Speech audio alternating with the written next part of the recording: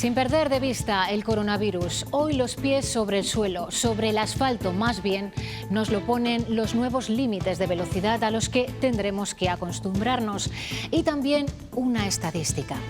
En realidad, mucho más que eso. La historia de terror a la que se siguieron enfrentando el año pasado casi 1.500 mujeres. Y el silencio, que en el medio rural es mucho más atronador.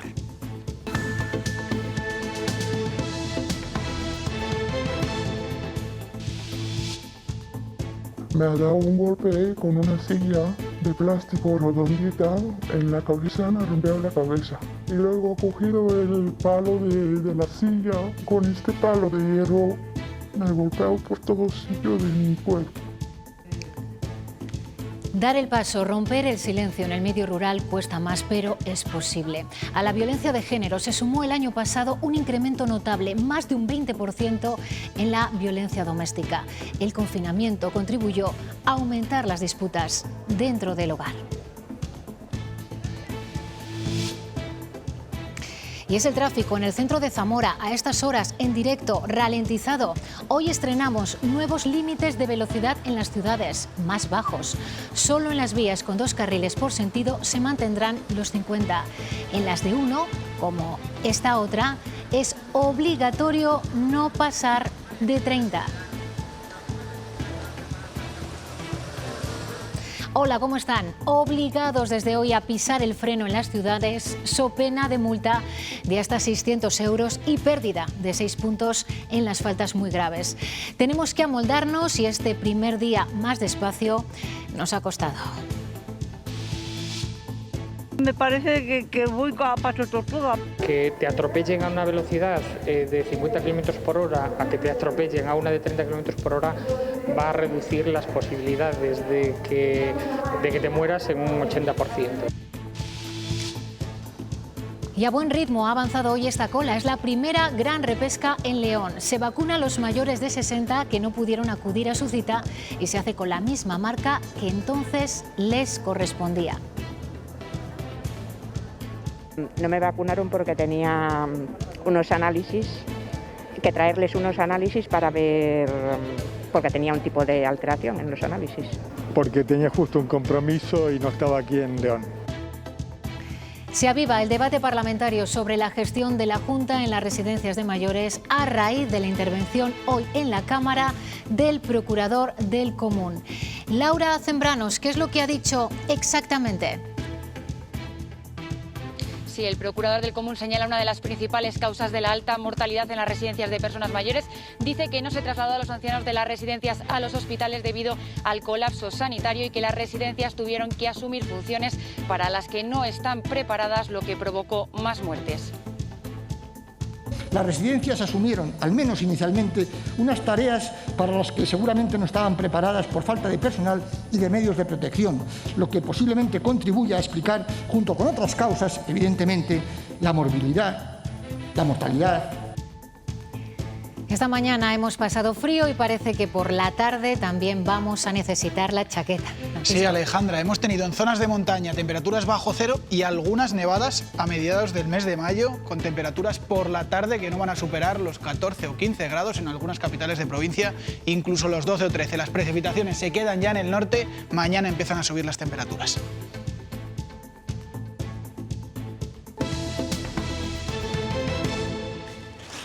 La violencia doméstica, la que sucede dentro del hogar y no es violencia de género, aumentó en España un 8% en 2020. En Castilla y León creció aún más, hasta un 22%. Sobre todo se dispararon las denuncias en el segmento de menores de 18 años. La violencia filioparental de hijos a padres es la que más casos agrupa, casi tantos como los que han denunciado hijos o hermanos, que también han crecido. La violencia de género disminuyó en España un 8% en 2020, un 2% en nuestra comunidad. Para las víctimas no es fácil y se lo hemos contado muchas veces, escapar de la violencia. La situación se complica en lugares pequeños, en el medio rural, donde las mujeres que sufren maltrato a menudo se sienten más atrapadas. Aún así, hay ayuda y hay salida. La que les vamos a relatar es la historia de una víctima que ha sufrido violencia de género en la provincia de Soria y que se atreve a contar su historia. Su pareja se sometió a una operación para reducir su peso y tras 16 años de relación, nada volvió a ser igual. Siempre entré en casa enfadado, no me dejaba contactar con mis amigas, se maceraba en casa, sin salir, sin nada. De hecho, ella tuvo que dejar su trabajo y aguantó sin contarle a su familia lo que ocurría, hasta que un día... Entró con tanta fuerza en la habitación sin motivo y me golpeó mucho. Me ha dado un golpe con una silla de plástico redondita en la cabeza, me ha rompido la cabeza. Y luego he cogido el palo de la silla y con este palo de hierro me ha golpeado por todo sitio de mi cuerpo. Inmediatamente denunció lo ocurrido, consiguió una orden de alejamiento y ahora rehace su vida fuera de su pueblo, donde afirma que siempre se sintió acogida. Cuando me junto con mis amigas siempre me dicen, vete de esta casa, deja a ese hombre. Y en el medio rural es más difícil encontrar el momento para hablar de ello. A veces, por ejemplo, hemos tenido contactos de mujeres del medio rural que han sido solo por teléfono porque les costaba muchísimo acercarse.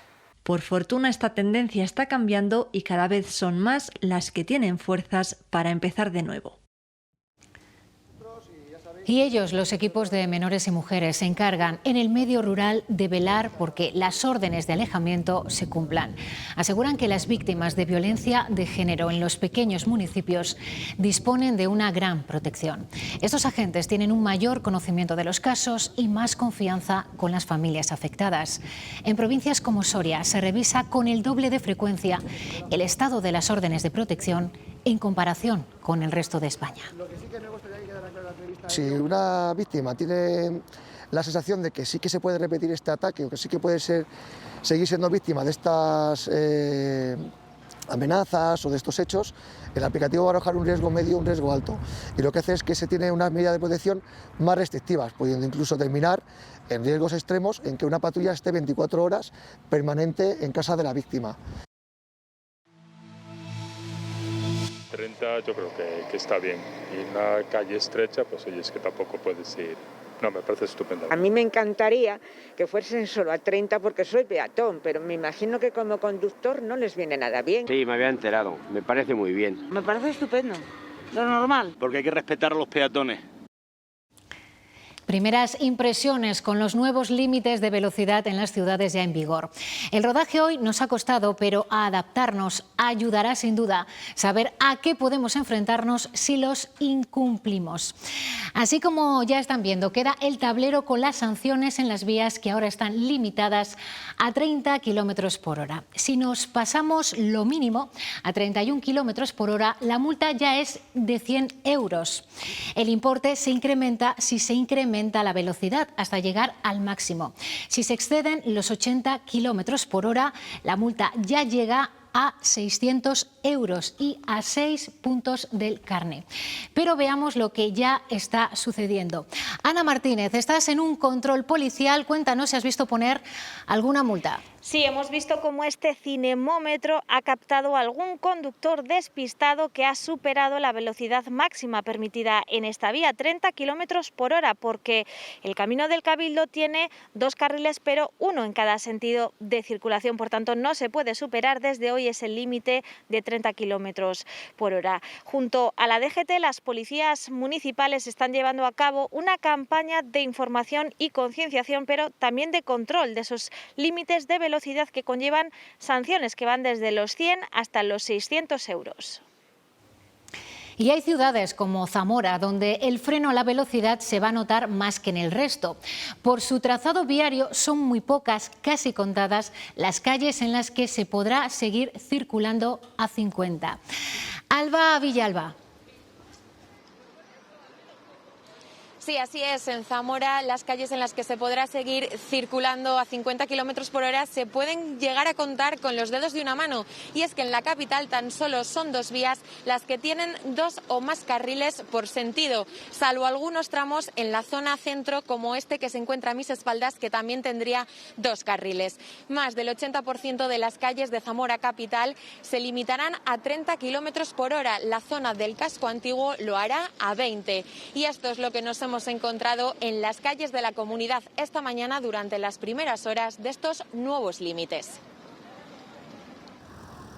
31 kilómetros por hora. Este es el límite con el que saltarán las alarmas a partir de hoy si pisamos el acelerador más de la cuenta. Yo creo que hay más seguridad, porque por aquí pasa un montón de gente. Todo lo que sea mejorar. Donde antes se podía circular a 50, ahora hay que hacerlo a 30. La nueva velocidad afecta al 80% de las vías en España. Se intenta así que la movilidad sea más segura y sostenible. Pero ¿qué opinan los castellanos y leoneses? Se va a respetar poco.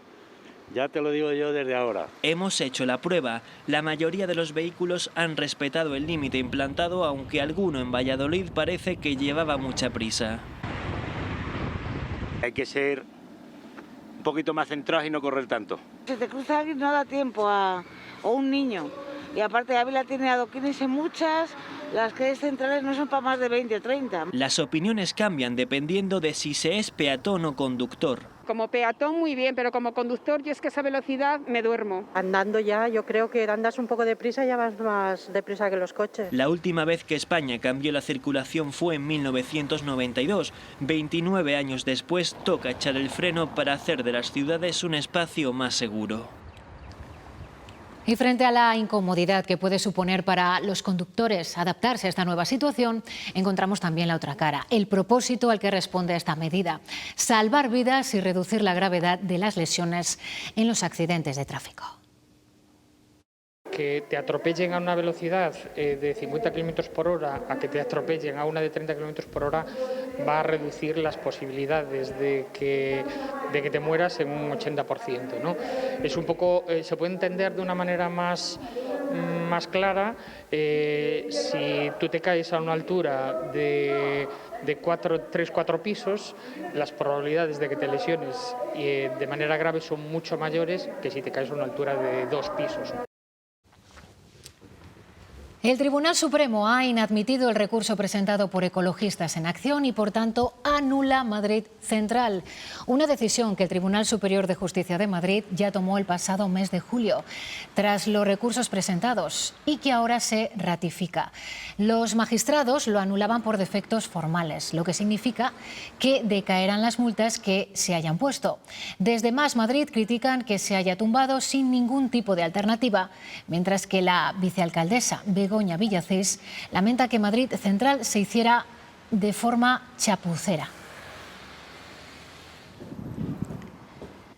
Los Mossos d'Esquadra y la Policía Nacional han desarticulado una red dedicada a la falsificación de carnets de conducir. La banda tenía el epicentro en Gerona y ramificaciones por toda Cataluña y otros puntos del resto de España. Los investigadores han detenido a 200 personas, entre ellas el informático de la DGT. Habían vendido fraudulentamente 1.800 carnets.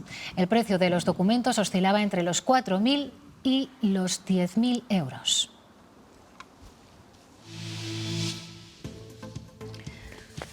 Hoy se han notificado 294 positivos en Castilla y León. Volvemos a estar en el entorno de los 300 y la cifra es similar a la del pasado martes. El descenso se estanca, como ven.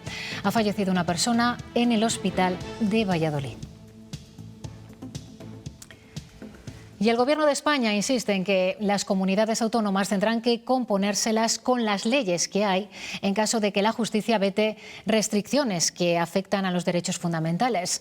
Así lo acaba de expresar el presidente Pedro Sánchez. Madrid, Daniel de la Fuente. Sí, en una breve comparecencia, Pedro Sánchez ha vuelto a insistir en la idea de que el estado de alarma ya es cosa del pasado. Asegura que las comunidades autónomas tienen las herramientas necesarias para mantener a raya al virus y rechaza de esta forma la modificación legal. Se desmarca así de las críticas y afea que los que ahora piden que se alargase ese estado de alarma son los que en su día votaron en contra de su aplicación. El estado de alarma es el pasado. hay que mirar al futuro. Y el futuro se llama vacunación, vacunación y vacunación. Seguridad jurídica, garantías legales. Una ley ordinaria no va a sustituir nunca la Constitución española. Esto es de primero de derecho. Las comunidades autónomas, junto con el Ministerio de Sanidad, tienen amplios instrumentos para poder hacer frente a la pandemia. Y antes de estas declaraciones, otro Tribunal Superior de Justicia, el de Navarra, ha rechazado también el toque de queda. Entre sus argumentos, que esa medida no es proporcional para el control de los botellones. El Gobierno de Navarra puede ahora recurrir en el Tribunal Supremo. Mientras, en Andalucía, la justicia ha tumbado el cierre perimetral de Montefrío, en Granada, al considerarlo indiscriminado. Sí lo ha permitido, en cambio, en 2 localidades de Cádiz y en una de Córdoba. Y la ciudad de Salamanca, preocupada todavía por las celebraciones del fin de semana, busca cómo evitar que se repitan aglomeraciones o que incluso se puedan trasladar a los pisos. Y en esa solución mira directamente a la Junta. Los hosteleros reclaman que se amplíe el horario y el concejal de Turismo de Ciudadanos que se reabra el ocio nocturno, como en Andalucía. Paco Gómez. Sí, la evidencia es que una vez que ha decaído el estado de alarma es muy complicado garantizar que no se produzcan aglomeraciones festivas, práctica de botellones, como lo he vivido en esta Plaza Mayor este fin de semana, ya sea al aire libre o también en pisos particulares. Por eso los hosteleros insisten en que es el momento de replantearse ampliar su horario. Incluso en estos momentos los datos permitirían en Salamanca abrir hasta la 1 de la mañana. Y el Ayuntamiento, a través de su concejal de Turismo, va un poco más allá, pide que con todas las condiciones de seguridad se reabra el ocio nocturno. Y es que por chocante que parezca, esto podría ser solo la punta del iceberg. Lo más preocupante no es ver a la gente bailando la conga en la Plaza Mayor. A mí lo que me preocupa, y lo que le preocupa a este grupo municipal, es qué pasa cuando no hay cámaras. ¿Qué pasa cuando no están en la Plaza Mayor y están en sus casas? Sin estado de alarma y sin alternativa de ocio, se señala a la Junta que es hora de decidir. Prorrogar los horarios e incluso abrir el ocio nocturno. La apertura desde el domingo de la hostelería hasta las 12 satisface a medias al sector, que insiste en que es la mejor garantía contra el descontrol. Que es más fácil tener a la gente controlada que tenerla esparcida. No hay tanto policía como para controlar pisos, casas o sitios vereazos donde quieran hacer botellones. Aforos controlados y medidas de higiene. También un camarero que te va poniendo gel hidroalcohólico, que va tomando las medidas de seguridad necesarias. En estos momentos la incidencia acumulada en Salamanca permitiría pasar a la fase 2, con apertura hasta la 1 de la madrugada en terrazas, algo que de momento la Junta no se plantea. Llegan más vacunas de las esperadas esta semana. Castilla y León recibirá finalmente 143.000 vacunas. Llegarán 16.000 dosis de AstraZeneca más. Y hoy hemos sabido que el retraso en las entregas puede salirle caro a este laboratorio. La Unión Europea ha solicitado ante los tribunales belgas que AstraZeneca sea condenada a pagar daños y perjuicios, aunque se desconoce la cantidad. Esta demanda se suma a la anterior por la que se reclamaba la entrega urgente de las dosis pendientes. Hoy en León se está vacunando a los repescados.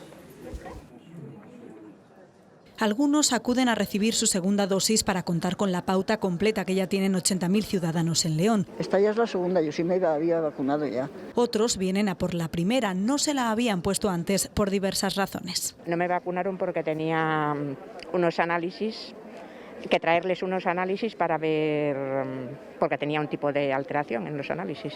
Porque tenía justo un compromiso y no estaba aquí en León.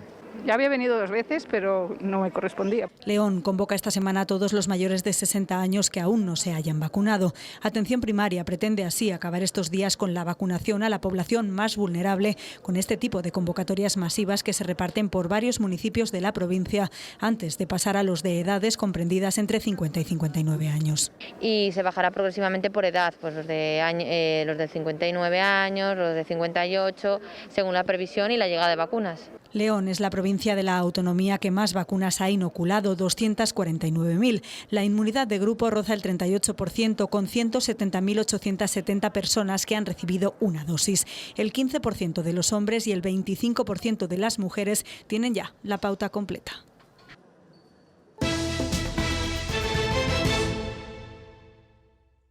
Se llegaron a limitar las derivaciones de pacientes desde los centros residenciales a los hospitalarios. Consecuentemente, las residencias asumieron, al menos inicialmente, unas tareas para las que seguramente no estaban preparadas por falta de personal y de medios de protección, lo que posiblemente contribuya a explicar, junto con otras causas, evidentemente, la morbilidad, la mortalidad y la letalidad de los primeros meses de pandemia en las residencias. Así de contundente es el procurador del Común en su informe de 2020 que hoy ha presentado en las Cortes.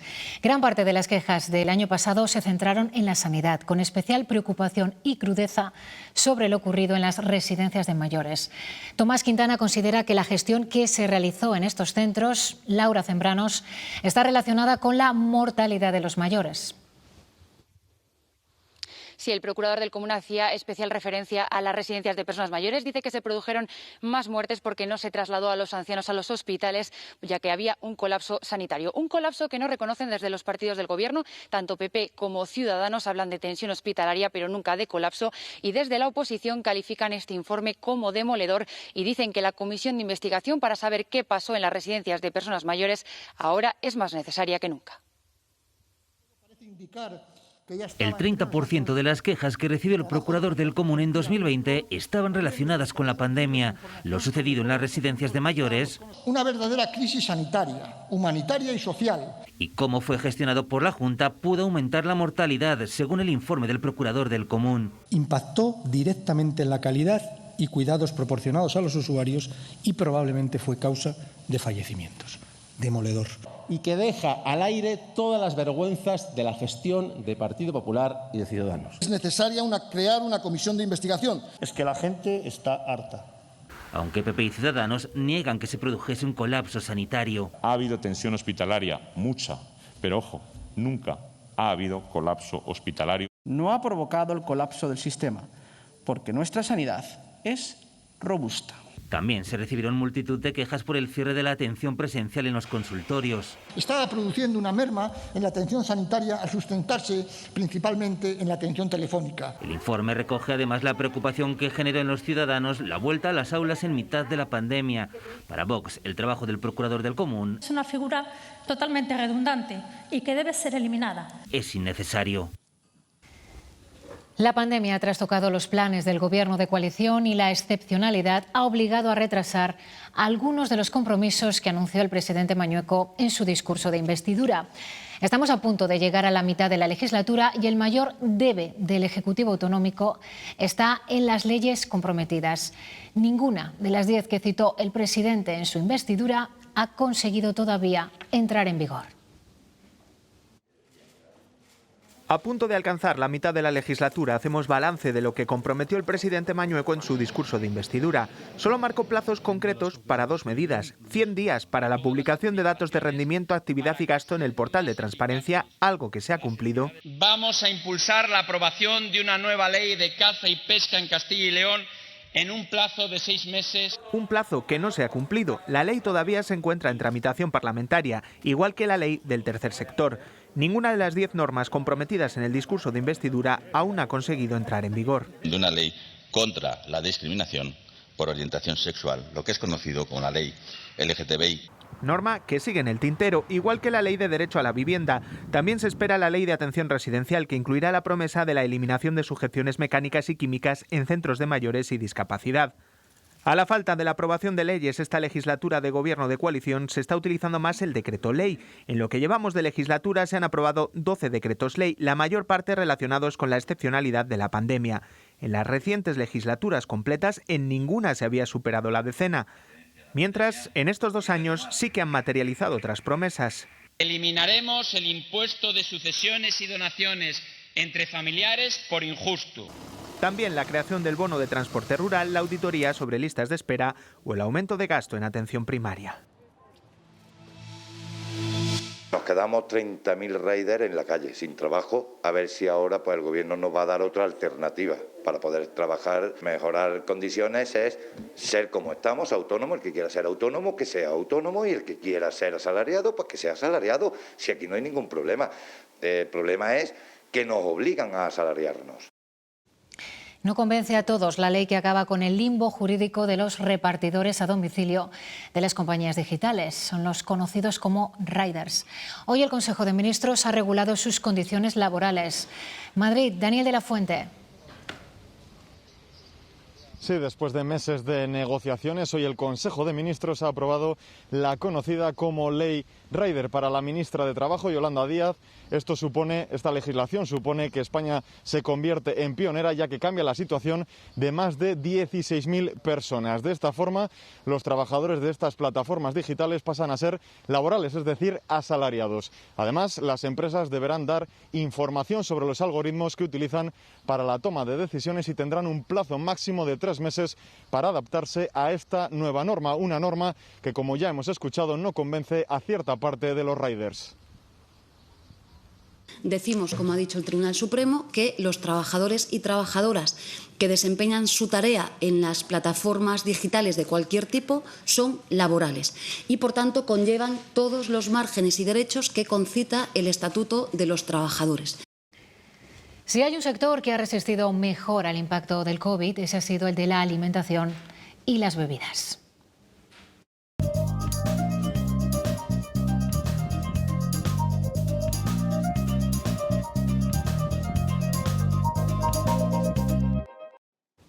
Su producción también bajó durante el año pasado, algo más de un 5%, pero es la industria que mejor ha soportado la pandemia.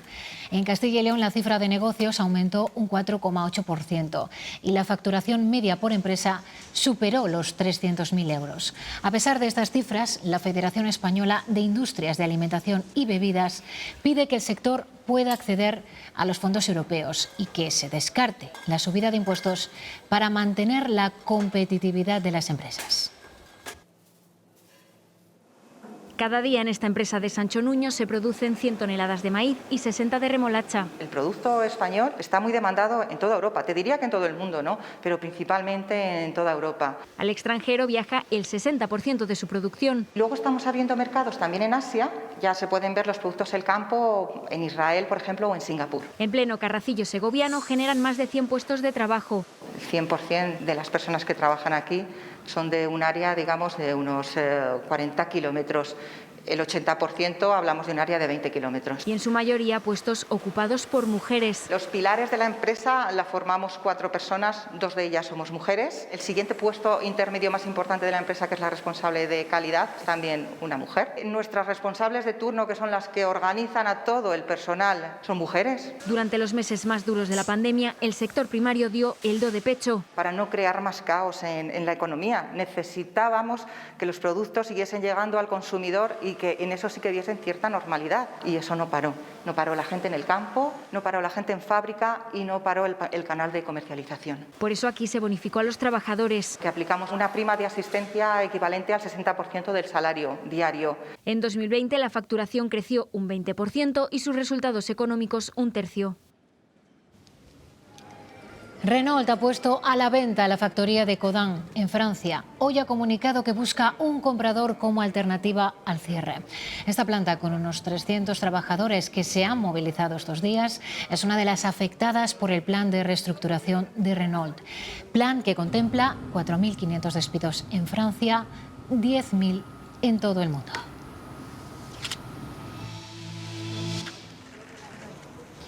Hoy ha comenzado el juicio en el que Francisco Nicolás Gómez Iglesias, más conocido como el Pequeño Nicolás, se enfrenta a 7 años de cárcel por hacerse pasar como un enlace de la vicepresidencia del Gobierno y la Casa Real. Los hechos ocurrieron en agosto de 2014. Entonces, el Pequeño Nicolás pagó a 2 policías municipales de Madrid y Toledo y contrató coches con conductores para simular una comitiva del Gobierno e impresionar a un empresario de Ribadeo, en Asturias.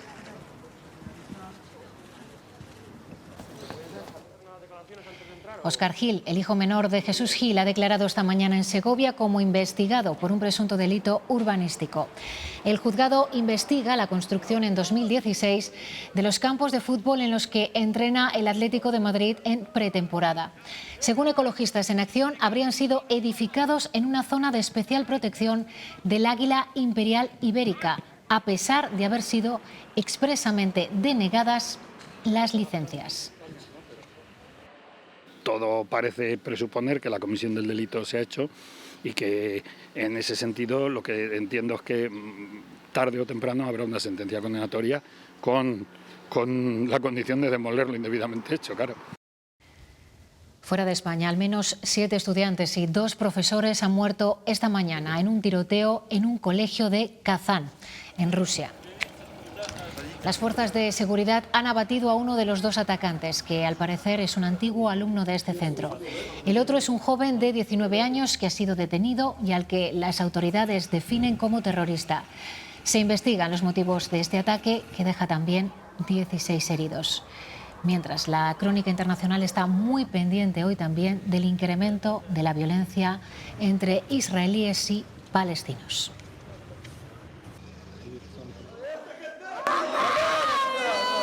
Lloraba asustado, aún con manchas de sangre, en un hospital de Gaza. Es uno de los 65 heridos por los ataques de Israel en la franja. Sus bombardeos han matado a 24 palestinos, entre ellos 9 niños. Un bebé de 8 meses ha muerto. ¿Cuál es su culpa? 2 niñas de 7 y 9 años han muerto. ¿Cuál es su culpa? Este testigo relata que una familia estaba sentada en el porche de su casa cuando cayeron los misiles israelíes, que estaban destinados a posiciones de Hamás en la franja. Esta mañana comenzaban los entierros de las víctimas, como el de este niño de 11 años. Mientras seguían produciéndose ataques de esta respuesta militar de Israel por el lanzamiento de proyectiles por parte de islamistas contra su territorio. El escudo antiaéreo hebreo interceptaba en el aire varios cohetes, pero al menos 7 han caído en Jerusalén, donde 6 personas han resultado heridas. Quien nos ataque pagará un alto precio. Alertaba así el primer ministro de Israel en el mayor episodio de tensión en 7 años. Se engloba en una oleada de protestas contra el gobierno israelí por el desahucio de palestinos en Jerusalén, que ha dejado estos días graves enfrentamientos con la policía hebrea. Fitur, la Feria Internacional de Turismo, regresa a IFEMA en Madrid entre el 19 y el 23 de este mes. Los asistentes profesionales del sector o bien público deberán contar con una PCR o un test de antígenos negativo para acceder al recinto. El stand de Castilla y León estará en el pabellón 7 con un producto estrella, el Xacobeo. Somos conscientes que este año, y debido a la pandemia, puede que no se alcancen las cifras de negocio y de visitantes de años anteriores, pero Castilla y León tiene que estar en Fitur. Nuestra participación supone, especialmente este año, una apuesta clara por el turismo, por un sector y una industria que en Castilla y León genera el 10% del PIB y emplea a más de 70.000 personas.